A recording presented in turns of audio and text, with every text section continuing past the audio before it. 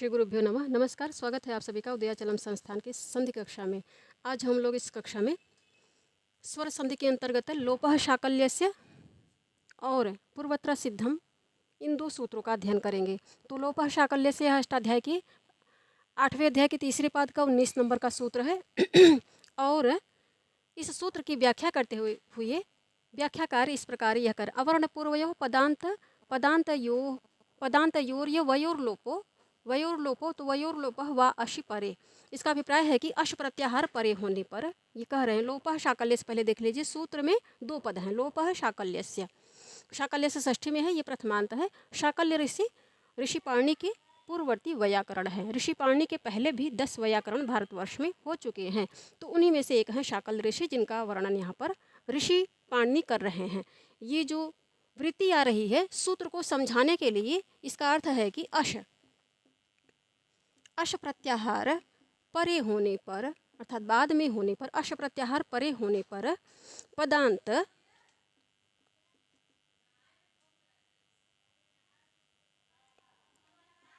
यकार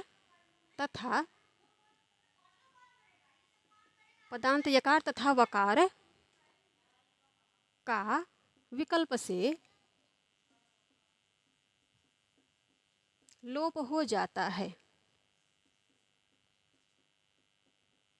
तो जब विकल्प से लोप होगा तो ऋषि शाकल्य के नियम के अनुसार होगा। जब लोप नहीं होगा तो वहाँ पर ऋषि पाणि का नियम लगेगा।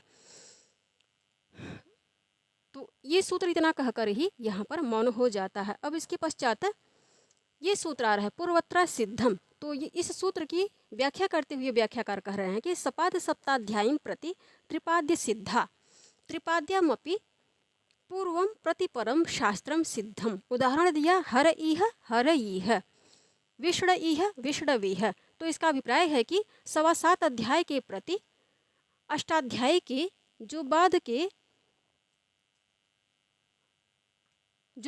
के त्रिपादी हैं वे असिद्ध हैं। त्रिपादी किनको कहा जा रहा है? तो त्रिपादी कहा जाएगा अष्टाध्याय के 8वें अध्याय के तीसरे पाद से दूसरा, तीसरा, चौथा पाद ले लीजिए और उसके पश्चात यही इतने ही आ जाएंगे। अष्टाध्याय का दूसरा, तीसरा, चौथा पाद 8वें अध्याय। अष्टाध्यायी की बात की जा रही है। अष्टाध्यायी 8 अध्याय में लिखी गई है, सबको पता है। इन्हीं 3 पादों को त्रिपादी कहा जाता है और बाकी के जो अध्याय हैं उनको 7.25 अध्याय का कहा जाता है। तो अष्टाध्यायी जो ग्रंथ है, इस ग्रंथ में 8 अध्याय हैं। 1, 2, 3, 4, 5, 6, 7 और 8। इस प्रकार 8 अध्याय हैं और प्रत्येक अध्याय में 4 पाद हैं। 1, 2, 3, 4 इस प्रकार। तो इस प्रकार 4, 8, 32 पाद हो गए। और ये जो त्रिपादी की बात कर रहे हैं, 7.25 अध्याय की बात कर रहे हैं, तो 7.25 अध्याय मतलब पहले अध्याय से लेकर 7वें अध्याय का पूरे पाद आ जाएंगे। 8वें अध्याय का भी एक पाद आ जाएगा, तो उसी को मिलाकर 7.25 अध्याय कहा जा रहा है। सपाद सप्ताध्याय का अभिप्राय है 7.25 अध्याय।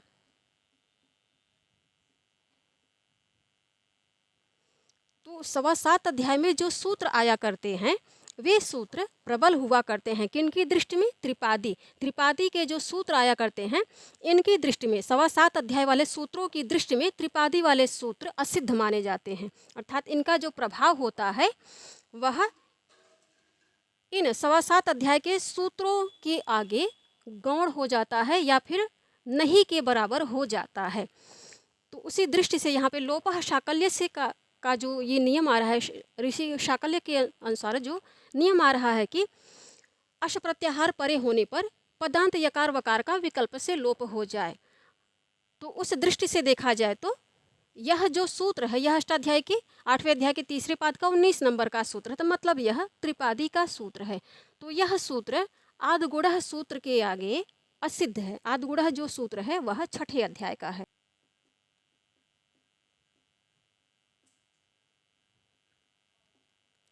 आद्गुणः सूत्र देखिए यह छठे अध्याय अष्टाध्याय के छठे अध्याय के पहले पद का 87 नंबर का सूत्र है। तो इसका अभिप्राय है कि यह 7वां अध्याय में आ रहा है। तो आद्गुणः सूत्र की दृष्टि से ऋषि शाकल्य का बनाया हुआ नियम जो है वह है ही नहीं, अर्थात इसकी दृष्टि से यह नियम नगण्य है या नहीं है। ठीक है, ये जब सूत्र आ गया अपना नियम प्रतिपादित करने, तो इनका जो नियम है वह गायब हो गया। उसी दृष्टि से ये जो कह रहे हैं कि अश प्रत्याहार, अब अश प्रत्याहार में क्या क्या आता है, तो अश प्रत्याहार में सारे स्वर आ जाते हैं, ह या वर ल ये वर्ण आ जाते हैं, और वर्गों का तीसरा चौथा पांचवा वर्ण आ जाता है। इतने वर्ण आते हैं। तो ये जो यहाँ पर कह रहे हैं कि 7वां अध्याय के प्रति जो त्रिपादी हैं वे असिद्ध हैं। उन त्रिपादियों के संदर्भ में भी पूर्व के प्रति परशास्त्र असिद्ध है। उदाहरण दिया हर इह, विष्ण इह विष्णि। यहाँ पर हर जो है यह संबोधन है, विष्णु जो है यहाँ पर विष्णु जो है यह संबोधन है।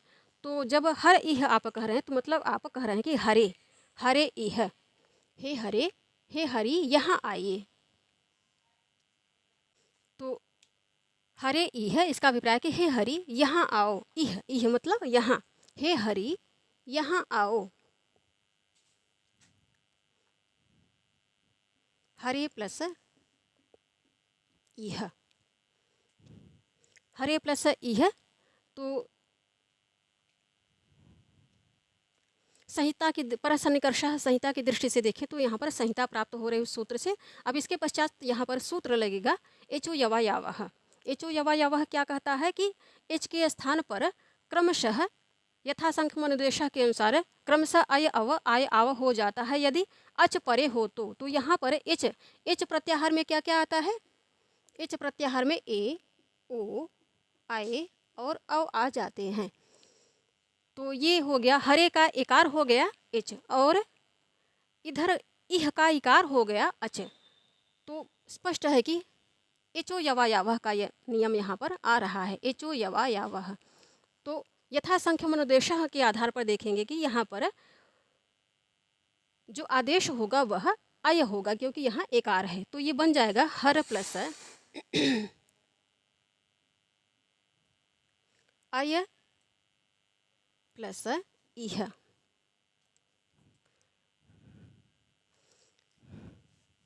अब ये जो कह रहे हैं कि अश प्रत्याहार परे होने पर पदांत यकार तथा वकार का विकल्प से लोप हो जाता है। तो यहाँ देखिए अश प्रत्याहार परे होने पर यहाँ इह का जो इकार है यह अश है, इकार ही यहाँ पर अश प्रत्याहार का वर्ण है, और हर तथा अय के बीच में यहाँ ये जो यकार है यह पदांत यकार बोला जाएगा। ये जो कह रहे हैं कि पदांत यकार वकार का विकल्प से लोप हो जाता है। तो ये अय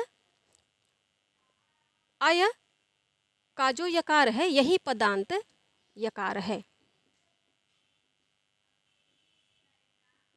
पदांत यकार है। तो इस प्रकार जब वर्ण सम्मेलन होगा तो ये अकार जो है अवर्ण है इसमें मिल जाएगा हर प्लस इह, तो रूप सिद्ध होगा।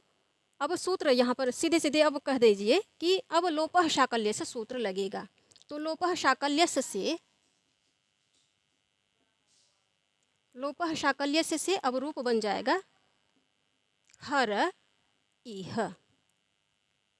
ठीक है, लोपः शाकल्यस्य का नियम लगा तो हर इह बना। अब ये सूत्र अष्टाध्याय के 8वें अध्याय के तीसरे पद का 19 नंबर का सूत्र, मतलब ये त्रिपादी है,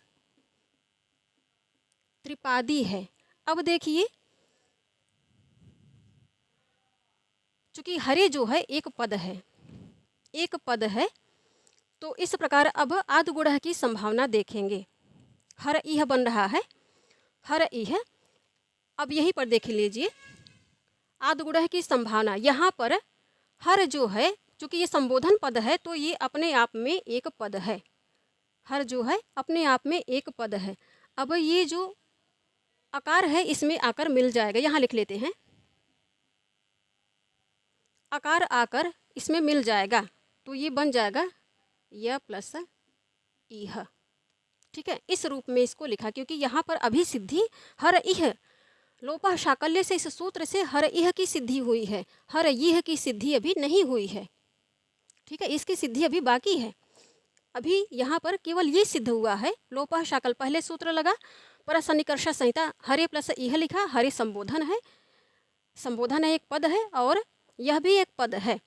हरे यह का अभिप्राय है कि हे हरि यहाँ आइए, तो दोनों ही पद हैं, परसन्निकर्ष संहिता प्राप्त हो रही है। फिर सूत्र लगा एचो यवयावह, एचो यवयावह कहता है कि एच के स्थान पर क्रमशः अय अव आय आव हो जाता है यदि उसके परे अच विद्यमान हो तो एचो यवयावह का यहाँ पर एक एकार के कारण अय आदेश हुआ। अब इस रूप में इसको हर प्लस अय प्लस इह इस रूप में लिख लिया, तो अब यहाँ पर इह का जो इकार है यही अश प्रत्याहार का वर्ण है और यकार जो है यही पदांत यकार कहा जाएगा और इधर हर रहेगा। तो ऋषि शाकल्य का नियम यहाँ पर ये जो कह रहे हैं अश प्रत्याहार परे होने पर यकार वकार पदांत यकार वकार का विकल्प से लोप हो जाता है, तो लोपा शाकल्य से सूत्र के आधार पर यह रूप सिद्ध हो जाता है। यह जो रेफ है इसमें इसका वर्ण सम्मेलन हो जाएगा, वर्ण सम्मेलन हो जाएगा और ऋषि शाकल के अनुसार इस पदांत यकार का अर्थात ये पद है, पद के अंत में विद्यमान है, क्योंकि यहाँ पर इसका इसमें वर्ण सम्मेलन हो जाएगा तो ये बचेगा हर या इह, तो ये पदांत यकार माना जाएगा, पदांत यकार है और इधर इह है, इसलिए इसका लोप हो जाएगा। तो हर इस रूप में हर या, आप इसको हर या इह, ठीक है, दूसरे स्टेप में इस प्रकार लिखेंगे। अब सूत्र लगा लोपः शाकल्य से, वही है, आप ऐसे सीधे सीधे भी सिद्ध कर सकते हैं। दूसरे स्टेप में इसको इस प्रकार भी लिख सकते हैं समझने के लिए। तो दूसरे स्टेप में इस प्रकार लिखा, तो अब देखिए इह का इकार हो गया अश प्रत्याहार का वर्ण और ये जो यकार है यही पदांत यकार है। तो अब सूत्र लगा लोपः शाकल्य से, लोपः शाकल्य से सूत्र के आधार पर यकार का लोप हो जाएगा और सिद्ध हो जाएगा हर इह। तो इस प्रकार ये सिद्ध हो गया। अब देखिए ये कैसे सिद्ध होगा, तो इतनी सिद्धि यहाँ पर यही ले लेंगे, एचो यवायावा यहाँ पर लागू हो ही रहा, परसन्निकर्षा एचो यवायावा लागू हो ही रहा है। अब इसको इस रूप में लिख लीजिए। अब यहाँ पर ये जो हर है ये पद है, क्योंकि ये संबोधन पद है और यहाँ यह भी एक पद है। अब आदगुणः की दृष्टि से, आदगुणः जो सूत्र आता है वो कहता है कि अवर्ण से परे अच प्रत्याहार का कोई वर्ण हो तो वहाँ पर एक गुण आदेश पूर्व और पर के स्थान पर अवर्ण पूर्व में हो और अच प्रत्याहार परे में हो, परे विद्यमान हो, तो पूर्व और पर के स्थान पर एक गुण आदेश हो जाता है। और हम लोग जानते हैं कि गुण जो होती, गुण संज्ञा किनकी किनकी होती है, गुण संज्ञा आ ए और ओ की होती है। ठीक है, आ ए ओ की होती है। तो यहाँ पर हर का हर एक पद है, ठीक है, हर एक पद है और यह भी एक पद है। तो आदगुणः जो सूत्र का था, सूत्र लगा, मान लीजिए सूत्र लगा दीजिए आदगुणः। अब यहाँ पे रकारोत्तरवर्ती रेफोत्तरवर्ती जो आकार है यही आपका अवर्ण हो जाएगा, इसको अवर्ण मान लीजिए। और यहाँ इह अश प्रत्याहार का जो इकार है इसको आप अच मान लीजिए। तो आदगुणः की देखा जाए तो संभावना है, किंतु यहाँ पर यकार का बीच में व्यवधान आ रहा है। ठीक है, आदगुणः की जो संभावना थी वह इसके कारण, इस यकार के व्यवधान के कारण यहाँ पर रुक गई। ठीक है, इसकी संभावना रुक गई। तो आदगुणः सूत्र जो है यह अष्टाध्याय के 6ठे अध्याय के पहले पाद का 87 नंबर का सूत्र है।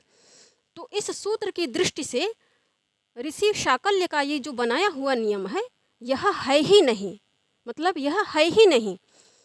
ठीक है, जब ये है ही नहीं तब आप वर्ण सम्मेलन कर दीजिए सीधे सीधे। इतना जो हम लोगों ने यहाँ पर किया है, तो आदगुणा यहाँ पर नहीं आएगा, गुणादेश नहीं होगा, क्योंकि बीच में हर एक पद है और यह भी एक पद है। यहाँ पर अवर्ण भी विद्यमान है और यहाँ पर अच भी विद्यमान है, तथापि बीच में यकार का व्यवधान है। ठीक है, यकार का व्यवधान है, इसलिए आदगुणः यहाँ लागू नहीं होगा। तो आदगुणः जो सूत्र है अष्टाध्याय के 6ठे अध्याय के पहले पाद का 87 नंबर का सूत्र है। तो ये 7.25 अध्याय से है, सवासाती है, तो सवासाती के प्रति जो त्रिपादी है वह असिद्ध है, मतलब आद्गुणः की दृष्टि से ऋषि शाकल्य जो हैं वो हैं ही नहीं, उनका नियम है ही नहीं। तो अब इसको ऐसे ही सिद्ध कर देंगे, हर यह, इस प्रकार सिद्ध हो गया हर यह।